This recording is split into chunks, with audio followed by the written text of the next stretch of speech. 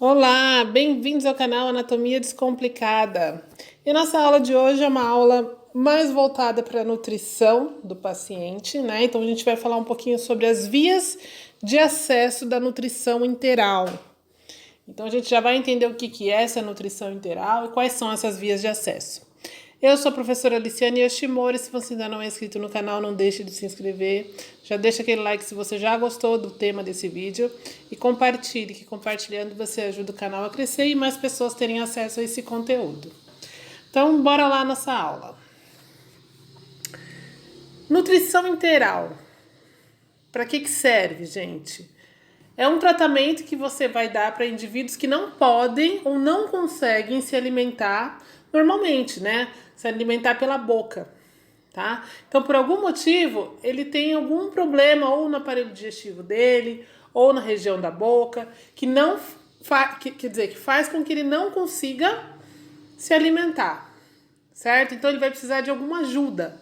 Então, esses pacientes, eles recebem essa alimentação ou por meio de um tubo ou uma sonda flexível. Então, aqui até mostra no desenho algumas vias, que é o que a gente vai estudar aqui nesse vídeo. Então, eu tenho a via nasogástrica, por onde vai entrar um tubo, ó, que vai até... Naso já fala, nariz, gástrica, estômago. Então, vai do nariz até o estômago. Podendo ser também orogástrica, tá? Entrando pela boca e vindo até aqui.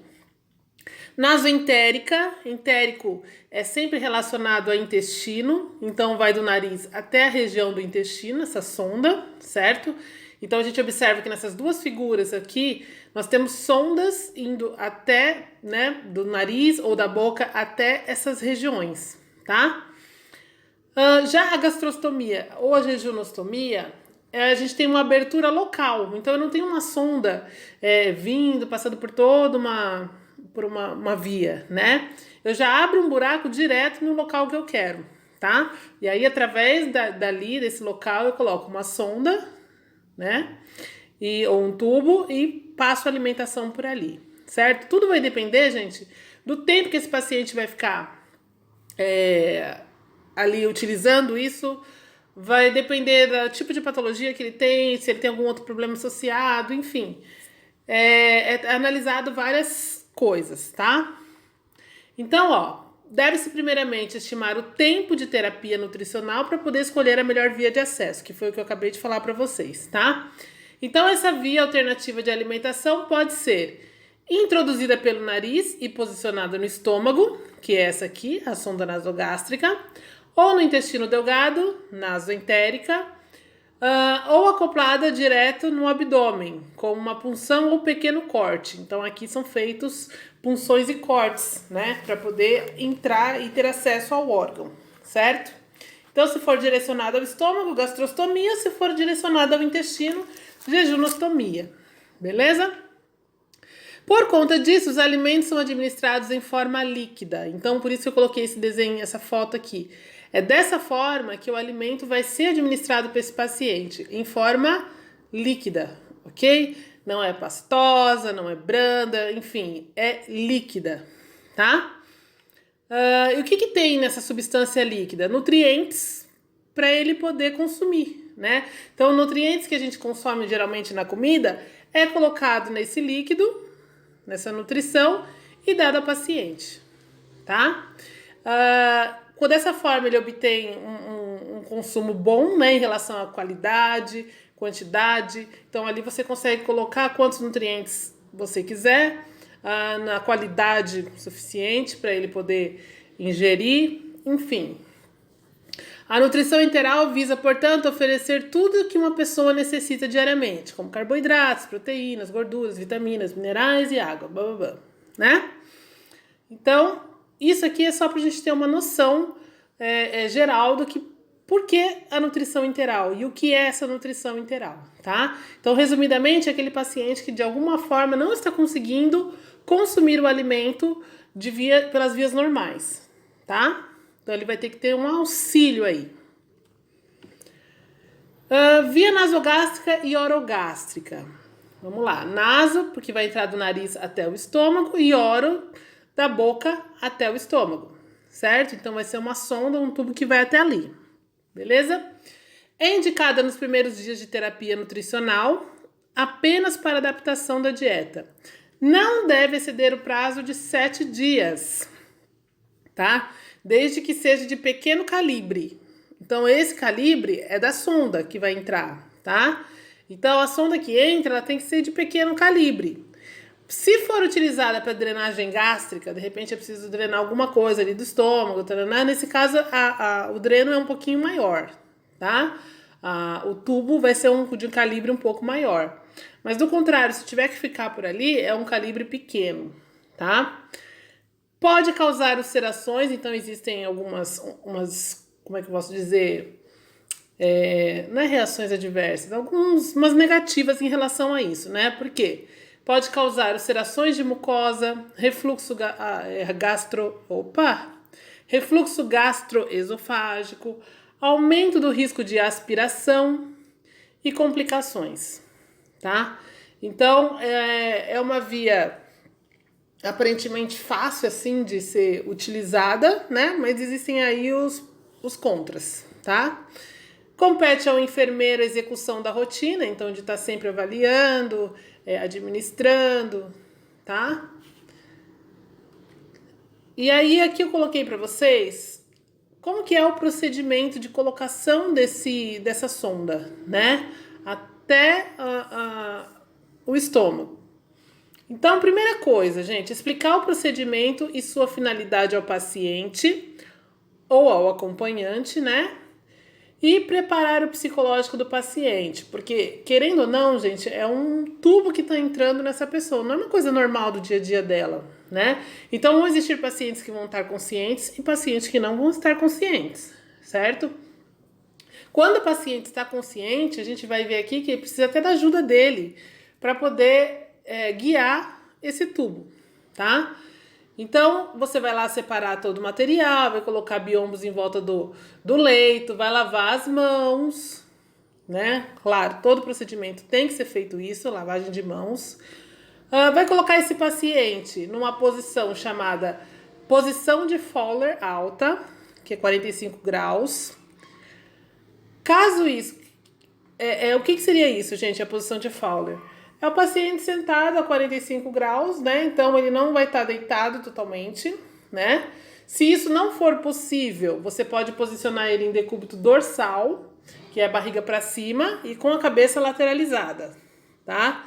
Para poder evitar aspiração. Proteger o tórax com toalha. Inspecionar as narinas do paciente, para ver se não tem nada que possa obstruir, né? Então, se não tem obstrução, para ver se não tem presença de obstrução, de fratura, para poder ver qual que vai ser a técnica melhor a ser utilizada. Se eu vou colocar pelo nariz, se eu vou colocar pela boca, né? Porque de repente no nariz eu tenho alguma obstrução, eu tenho a boca como outra via de acesso, tá? Limpar a cavidade nasal e remover a oleosidade da pele, tanto do nariz quanto da testa, usando álcool 70%. Por quê, gente? Porque vai ficar um esparadrapo ali fixando essa sonda. Então não pode ter oleosidade, tá? Porque senão o esparadrapo não para e não sustenta a sonda no lugar que tem que estar. Então, preparar pedaços de esparadrapos para fixação da sonda, calçar luvas de procedimento, verificar se a sonda está íntegra, verificar o comprimento da sonda que será introduzida sem tocar no paciente, tá? Medir a distância da ponta do nariz. Então, como que eu faço para saber o tamanho da sonda que eu vou colocar certinho para que chegue até o estômago, até onde eu quero que chegue exatamente, tá? Não adianta eu querer medir do lado de fora do paciente, assim, reto, vamos dizer, do nariz até o processo tifoide. Não adianta, por quê? Porque eu sei que quando eu introduzir esse tubo, vão ter curvaturas ali, né? Desde a cavidade nasal vai ter uma curvatura. Até chegar lá, a gente ganha um pouco mais de comprimento, né? Então, como que a gente faz para medir certinho o tamanho da sonda que eu tenho que colocar naquele paciente? Porque cada paciente tem um tamanho, né?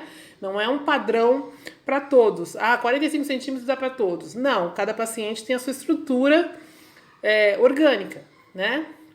Então, como que se mede essa sonda? Eu vou pegar, a distância da ponta do nariz. Então, começa colocando ela na ponta do nariz do paciente, não encosta, tá? Vai até o lobo da orelha. E do lobo da orelha você vai até o apêndice xifoide. Então, é como se você fizesse um set, assim, tá?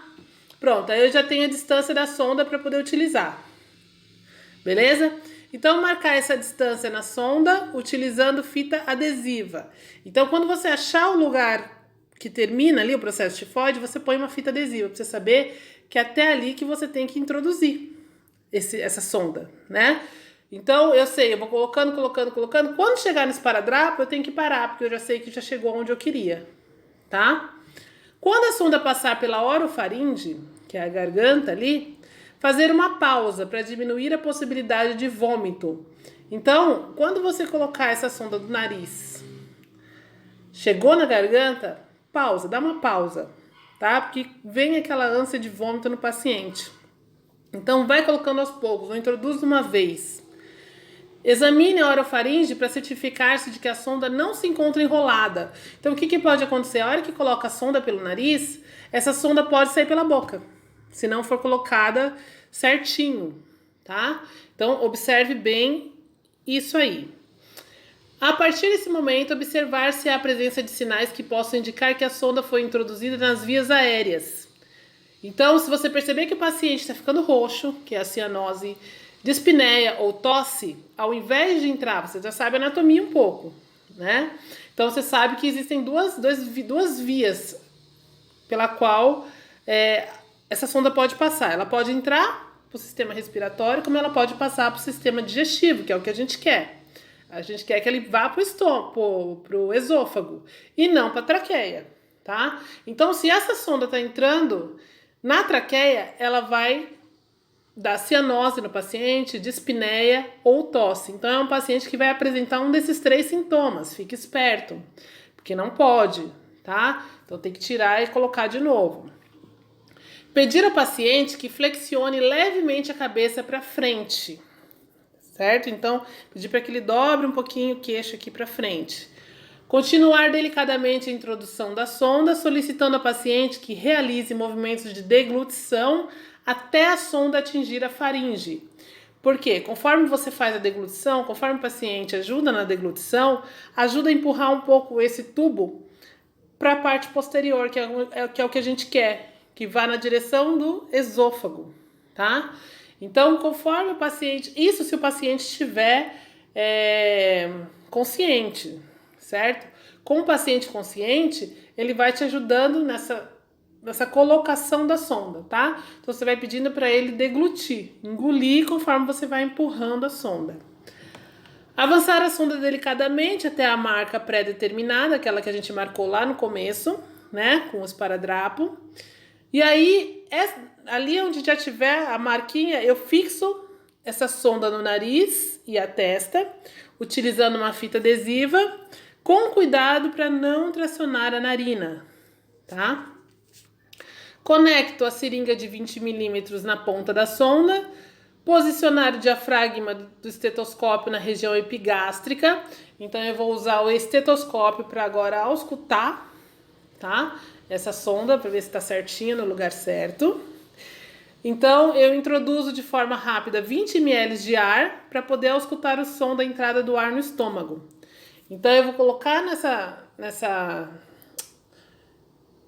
sonda um pouquinho de ar, 20 ml. E aí eu ausculto. Se eu vir que está chegando lá, se eu ouvir, né, que chegou, tá certinho, tá?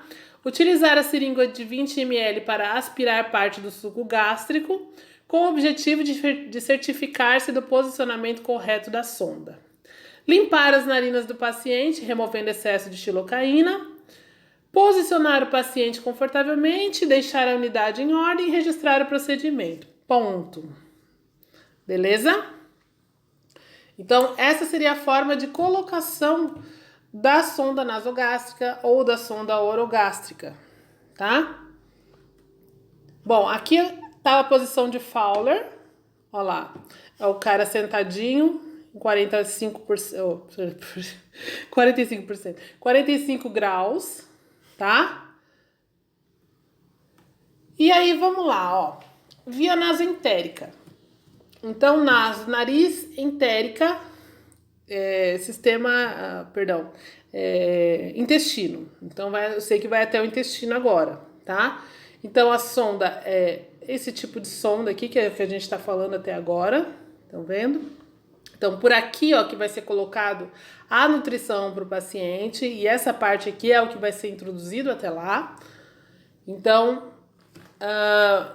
aquilo que eu estava falando para vocês, você vai pegar a sonda para poder medir daqui, ó, do nariz até o lobo e desço até o processo tifoide. É o tamanho que eu tenho que ter dessa sonda, tá?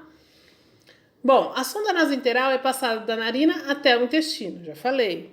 Difere da sonda nasogástrica por ter o calibre mais fino, causando assim menos trauma ao esôfago e por alojar-se diretamente no intestino, necessitando de controle por raio-x para verificação do local da sonda. Então, no caso aqui, para eu saber se a sonda está no lugar certinho, é o raio-x que vai me auxiliar, tá? E não o estetoscópio, como a gente viu anteriormente. Tem como função apenas a alimentação do paciente, sendo de escolha no caso de pacientes que recebem alimentação via sonda por tempo indeterminado e prolongado. Então, pacientes que têm que ficar por um tempo mais longo com a sonda nasogástrica, né? Perdão, com uma sonda que venha do nariz até a parte interna do organismo, no caso aqui o intestino, são pacientes que vão ficar por um longo período. Se eu precisar de um paciente que fique... Se eu precisar de uma técnica que fique por menos período, claro, analisando toda a questão do organismo da pessoa, como ele está, né? Se o paciente tem alguma patologia associada, enfim, eu posso escolher a nasogástrica, que é aquela que fica por um tempo menor, tá? Então, se o paciente vai passar por um tempo menor de nutrição enteral, nasogástrica, orogástrica. Se precisar ser um pouquinho maior, mais prolongado, nasoentérica, tá? Então, é o tempo que determina. Por isso, essa sonda só permanece aberta durante o tempo de infusão da alimentação. Então, ela vai ficar aberta enquanto o paciente estiver se alimentando. Depois disso, fecha, tá? É uma técnica também que se associa muito com a anterior que a gente viu, né? De sondagem nasogástrica. Não difere muito, tá? E aí, qual que é o procedimento? Elevar a cabeceira da cama, também naquela posição de Fowler, de 45 graus, com a cabeceira inclinada para frente ou decúbito dorsal horizontal com cabeça lateralizada, igualmente o outro, tá? Vocês vão ver que muda quase nada daqui. Proteger o tórax com toalha e limpar as narizes com gaze, limpar o nariz e a testa com gaze e benzina para retirar a oleosidade, medir a sonda do lobo da orelha até a ponta do nariz e até a base do tifoide. E aí acrescenta mais 10 centímetros, certo? Porque agora a gente está indo um pouquinho mais para frente. Marcar com um adesivo ou a esparadrapo. Calçar luvas, injetar água dentro da sonda. Mergulhar a ponta da sonda em copo com água para poder lubrificar. Introduzir a sonda em uma das narinas, pedindo ao paciente que degluta, né, que comece a engolir. Introduzir até a marca do adesivo. Aguardar a migração da sonda para o duodeno. Encaminhar ao raio-x para poder confirmar que a sonda está no local certo. Retirar o fio guia após a passagem correta e observar sinais de cianose, dispneia e tosse. Porque a gente já viu que se isso acontecer é porque foi para a via respiratória e não para a via que a gente queria. Bom, quais são os procedimentos que a gente tem que fazer para saber que ela está ali no local correto? Injetar 20 ml de ar na sonda e auscultar com o esteto na base do apêndice tifoide para poder ouvir ruídos hidroaéreos. Colocar a ponta da sonda no copo com água, se tiver borbulhamento está na traqueia, tá? Então, se a gente vir que está na traqueia, ele vai dar esse borbulhamento, certo? Deve ser retirada, então eu tenho que retirar e colocar de novo. Toda vez que a sonda for aberta para algum procedimento, dobrá-la para evitar a entrada de ar. fechá-la ou conectá-la ao coletor, fixar a sonda não tracionando a narina, igual a anterior lá, colocar o paciente em decúbito lateral direito para que a passagem da sonda até o duodeno seja facilitada pela peristalse gástrica, que é os movimentos peristálticos do estômago, tá? Bom, a via de gastrostomia, né, essa outra técnica, é um procedimento cirúrgico, então a gente vai ver que agora a sonda ela não vai por dentro, e sim ela vem por fora, tá? Então é um procedimento cirúrgico que estabelece o acesso à luz do estômago através da parede abdominal. Então, gastro, lembrando que é estômago, então eu sei que eu vou colocar o alimento diretamente no meu estômago, através dessa sonda, tá? Só que para que a sonda entre e fique fixa lá, ele é feito através de procedimento cirúrgico, certo? Então eu vou fazer uma abertura ali na parede do abdômen para que eu consiga introduzir essa sonda até o estômago.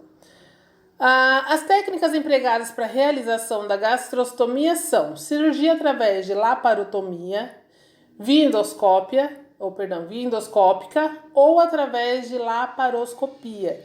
Então é feito, gente, através de,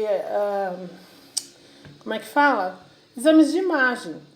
Tanto que esse tipo de procedimento, ele é feito com 2 médicos, tá? Enquanto um tá ali vendo, guiando essa parte de endoscopia, laparoscopia, então do exame em si, o outro tá fazendo o procedimento cirúrgico ali, tá? Então é feito com 2 médicos.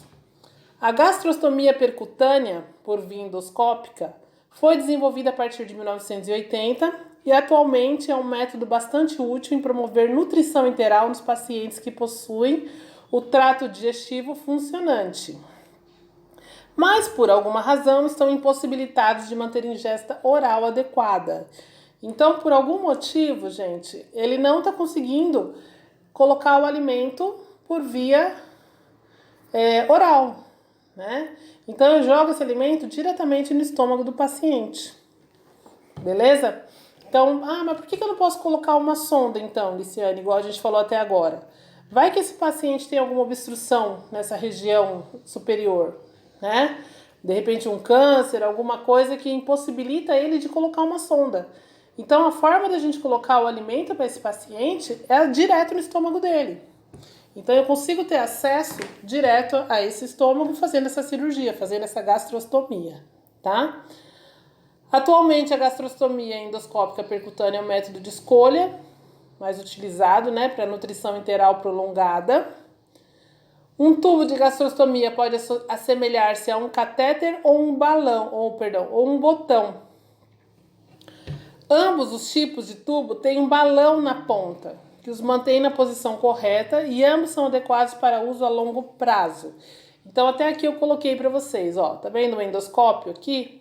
Eu não coloquei bem como é que é a técnica, tá, gente? Porque senão ia ficar muito longo esse vídeo.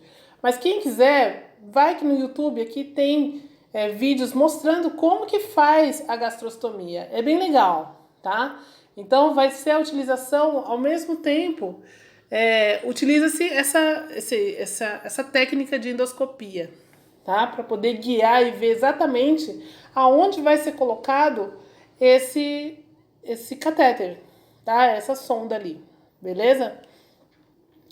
Então, na ponta dessa sonda tem um balão. Por quê? Porque ele vai ter que ficar fixo. É uma coisa que vai ficar a longo prazo no paciente. Então, não é uma coisa que eu vou ficar o tempo inteiro tirando e colocando, tá? É uma coisa que vai ficar ali fixo. E outra, vai ter manipulação dessa sonda, né? Então, a hora que eu vou manipular essa sonda para colocar a nutrição, eu posso tirá-la do lugar se não tivesse esse botão aqui, né? Se não tivesse esse balão fixo ali, tá? Então, existem 2 tipos, ó. Esse aqui, esse tipo de catéter, esse outro tipo de botão, que é o que eles utilizam para a colocação da gastrostomia. Então aqui, ó, a gastrostomia geralmente é realizada sob anestesia local, tá? O doente fica internado cerca de 24 horas após o procedimento para poder vigiar, ver se vai ter alguma complicação depois disso. Então, olha aqui, ó.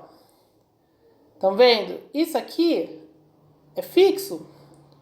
A hora que eu coloco aqui a nutrição, aqui ó, no paciente real aqui, né? Então o tempo inteiro tem que estar acoplando a nutrição aqui. Então, se não tiver cuidado, isso aqui pode sair. E aí o cara vai ter que ficar o tempo inteiro no processo cirúrgico? Não. Então, eu colocando esse balão ali, ó, ele fica fixo, ele fica preso, tá? E aí pode se movimentar, pode bater que não acontece nada, tá? Os cuidados a ter com uma sonda de PEG variam de doente para doente, mas os cuidados de limpeza da sonda após cada administração de alimentação ou fármacos são necessários, tá? Então, sempre que eu coloco alimentos por ali, coloco fármacos, né? De repente, medicamentos também eu preciso colocar, essa sonda precisa ser limpa, beleza? Esse PEG, gente, é gastrostomia endoscópica percutânea, tá? E aí mostra aqui bonitinho, ó, direto lá no estômago. Aqui é um fármaco, né, sendo colocado, administração de medicamento. Pode ser uma, perdão, esqueci agora. O alimento entrando por aqui, enfim. Jejunostomia. Jejunostomia é muito igual à gastrostomia que a gente acabou vendo agora. Só que ao invés de eu colocar direto no estômago, eu vou colocar direto no jejuno. Por isso que chama jejunostomia. E o jejuno é uma porção do intestino delgado. Então aqui tá, ó. A gente tava falando da técnica de colocar aqui, gastrostomia. A jejunostomia é eu colocar direto aqui no jejuno, que é uma parte do intestino delgado. Tá? Então eu vou colocar esse alimento diretamente lá. A técnica de colocação é a mesma da gastrostomia que a gente acabou de ver, tá? Então, ó, a jejunostomia é uma intervenção que se chama assim por ser feita no início do intestino delgado, que é chamado de jejuno. Então a gente sabe que a divisão do intestino é duodeno, jejuno e ilho, certo? Lembrando que o duodeno é a menor porção do intestino delgado, tem ali em torno de 25, 30 centímetros, tá? Depois disso já é o jejuno e o ilho. A jejunostomia é uma operação que consiste em abrir um orifício no jejuno através da parede abdominal. Igualzinho que a gente falou anteriormente, só que era no estômago. Nessa abertura no intestino delgado, posiciona-se uma sonda, um tubo flexível, através da qual se introduz alimentos ou medicamentos, ou se faz uma saída artificial de fezes, um ânus artificial, tá? Que a gente já vai falar sobre isso mais pra frente. Pode ser feita direta na pele, onde se coloca uma bolsa coletora, ou por sonda para administração de dietas especiais ou medicamentos. A jejunostomia é realizada em pacientes que perderam temporária ou definitivamente a capacidade de deglutir os alimentos e que não podem ou não conseguem se alimentar pela boca, ou pacientes que padeceram lesões cerebrais graves ou transtornos do trato gastrointestinal superior. Então é a mesma questão que a gente falou no anterior. Por que não coloca uma sonda, então, que vá até lá? Por esse motivo, é um paciente que por algum motivo não está conseguindo utilizar esse trato intestinal, esse trato digestivo superior, tá? Então eu já vou direto lá no jejum. Só é recomendada quando há necessidade de alimentação por longo prazo, ao menos 3 a 6 meses. Quando o paciente necessita de alimentação por curtos períodos, é mais recomendada a alimentação nasoenteral ou nasogástrica, que foi o que a gente falou anteriormente, tá? Essa incisão que é feita 8 centímetros acima aqui da linha média, né, da cicatriz umbilical, tá? E aí eu já alcanço esse jejuno. Que mais? As sondas de jejunostomia, tanto a de jejunostomia quanto a de gastrostomia, gente, é esse material, tá? De polietileno ou silicone. Por serem resistentes, podem permanecer no paciente por longo tempo, 5 meses ou mais, sendo necessária a troca somente quando apresentarem problemas, como ruptura, se ela se obstruir por alguma coisa, ou mau funcionamento. Então, elas vão ser trocadas apenas se acontecer isso, tá? Do contrário, o material delas é muito bem resistente, dura um bom tempo. E por último, para a gente acabar essa aula, a enterostomia. A enterostomia é uma cirurgia também que acontece ali no intestino, tá? Então, o cirurgião ele vai abrir na parede abdominal do paciente uma passagem que pode ser temporária, como pode ser permanente, para o intestino delgado dele, para permitir a drenagem das fezes, ou inserir um tubo ali, né, uma sonda de alimentação. Então, gente, isso aqui, geralmente a enterostomia é utilizada para aquele paciente que vai ter que ficar o resto da vida com uma bolsa ali, né, que a gente chama de bolsa de colostomia. Então, existem pacientes que ficam pro resto da vida utilizando essa bolsa e tem pacientes que ficam por um tempo determinado, tá? Igual o Bolsonaro precisou ficar por um tempo por conta do ataque que ele teve lá no intestino grosso dele. Então, teve que colocar essa bolsa de colostomia. Então, foi feito através de cirurgia essa enterostomia, essa colocação do alimento diretamente ali no intestino do paciente, tá? Então pode ser colocado tanto no intestino delgado quanto no grosso. Que mais? É utilizado em diferentes doenças que afetam o trato intestinal normal, podendo ser transitória. Quando em uma segunda cirurgia o trânsito intestinal é restabelecido ou definitiva. Então, é o que eu falei para vocês. Eu abro ali, ó, é como se eu abrisse um ânus nessa região. Então, a hora que as fezes saem, ela já sai por aqui, por esse estômago. Então, a enterostomia ou ostomia é a mesma coisa, tá? Então, as fezes, ó, teria que vir até aqui e ser eliminada pelo meio externo, né? Através do ânus. Só que por algum motivo ele não está podendo utilizar essa parte aqui, então eu abro diretamente ali. Ele pode ter algum problema transitório ali do intestino, né? No trânsito intestinal, que de repente ele perdeu a função daqui, então ele não vai conseguir eliminar essas fezes.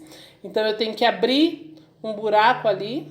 Então eu faço através desse método cirúrgico de enterostomia. E aí coloco uma bolsa que tem que ser trocada, né? Cada vez que o paciente faz as fezes ali. Se essa bolsa for colocada no cólon, né, no intestino grosso, as fezes vão sair mais consistentes. Se for colocada no intestino delgado, ali no ilho, as fezes vão ser mais líquidas, tá? Porque a consistência mesmo das fezes, aonde começa a tirar o líquido do resto do alimento e mostrar e se formar parte sólida, é só aqui no intestino grosso, tá? Ali no ilho ainda é a parte líquida que a gente tem dos restos dos alimentos. Beleza? Então, a enterostomia a gente utiliza mais quando o paciente tem que ficar de forma permanente com isso, tá? Claro que pode ter por pouco tempo também, né? Temporário, mas é mais utilizado quando o paciente vai ficar pro resto da vida com isso, é a enterostomia que se faz, tá? É através de um método cirúrgico. E é isso, gente. Espero que vocês tenham entendido. Muito obrigada por assistir o vídeo até aqui. Inscrevam-se no canal caso vocês não sejam inscritos. Deixa aquele joinha pra mim aí embaixo. Eu tenho outras redes sociais, Instagram, Facebook. E compartilhe. Que compartilhando vocês me ajudam a propagar o canal. Muito obrigada e até o próximo vídeo. Tchau!